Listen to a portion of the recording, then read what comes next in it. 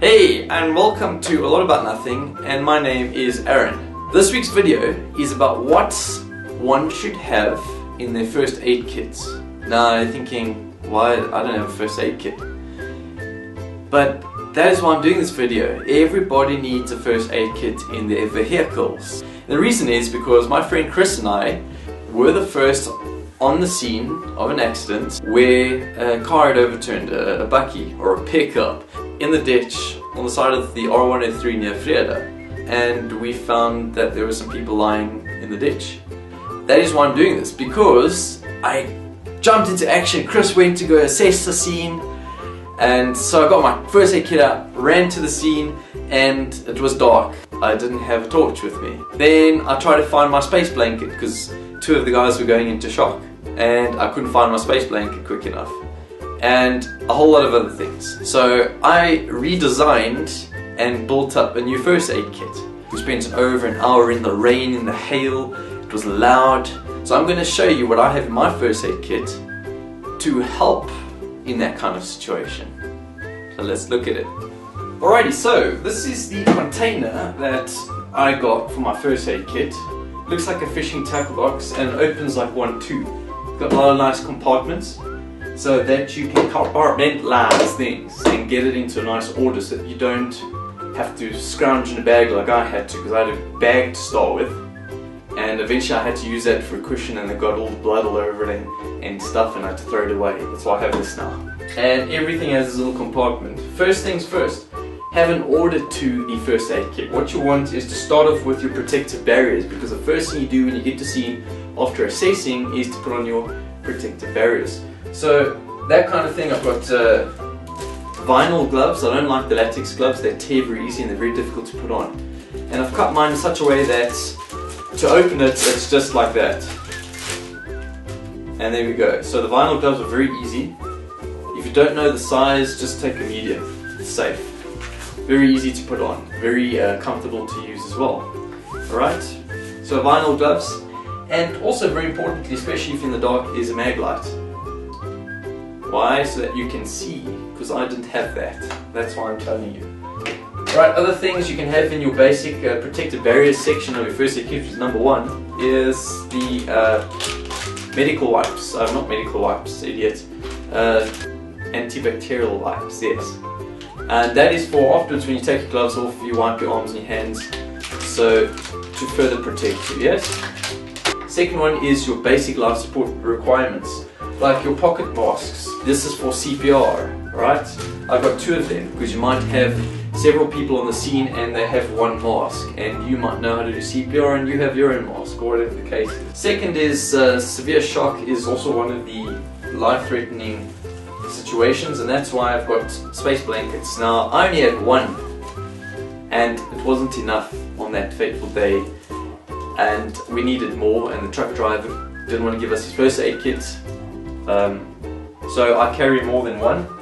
Right, I've got basic scissors and of course gauze swabs for bleeding. You can put the pressure on there right away while you get on the scene with something else, alright?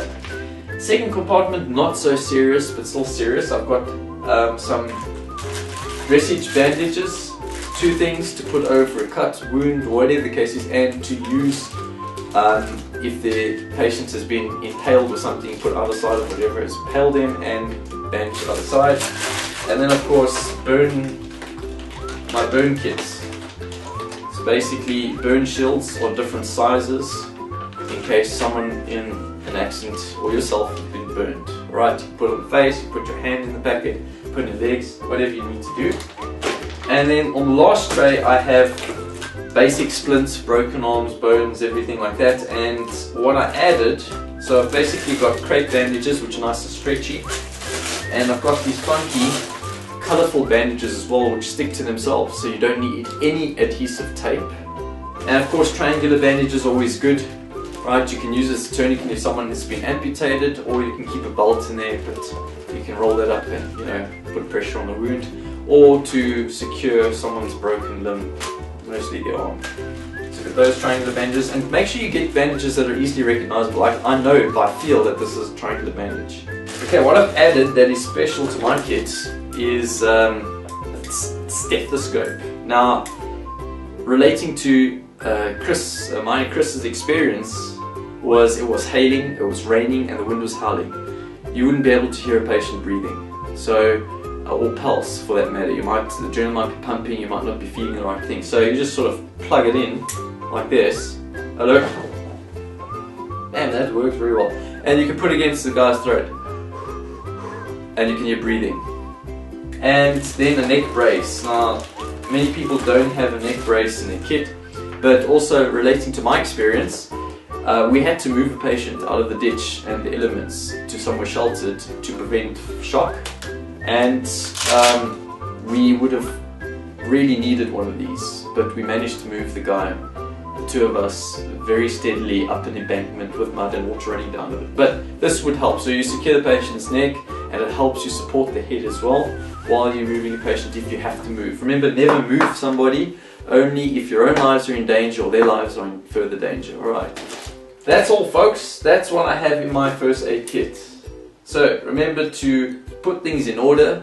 So we have basic barriers and protection, the very first thing you need to do. Then you've got basic life support equipment there, and second one and third and fourth as you go on, less important stuff. Of course, the bigger stuff like splints and that kind of thing. So yeah, I've got splints in mine. And remember, it's not just for yourself. You don't need to be medically trained. If you're in an accident and an emergency responder is on the scene and they don't have anything, they would look in the boot of your car to see if there's a first aid kit. So it's very good to carry one around. You never know when you're going to need one. Yo! So, thanks guys. I keep saying so. Man. Stop saying so. Stop saying so. So, yes, I hope you enjoyed this week's video and found it useful. Leave some comments below, alright? And what I'm going to do for you, if you want to attend an emergency responders course like I have, I've done one for aviation and one for diving, there are some links below that you can go to find out how to do that. It's very, very important in this day and age to be first aid savvy, alright? Because with basic CPR, basic life support, basic first aid, you could save someone's life if you're in the right place at the right time. Okay, so if you liked it, please give the video a thumbs up. So down below is a button, click it, share the video, and also subscribe to my channel if you have not subscribed yet. So thanks for watching. Tally ho and see you next week, yes? Bye bye.